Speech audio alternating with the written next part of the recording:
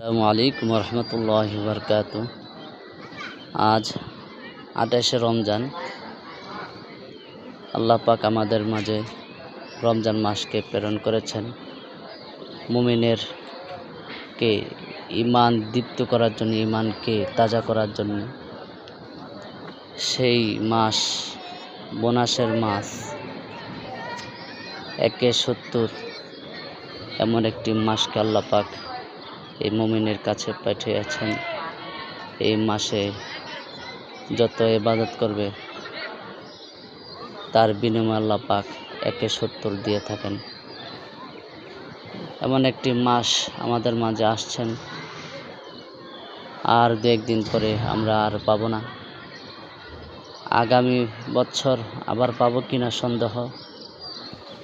এই জন্য আর ২টি দিন সময় কাজে লাগাবো, সময় দেব ইনশাআল্লাহ। অবহেলা করব না, সময় নষ্ট করব না। আসসালামু আলাইকুম।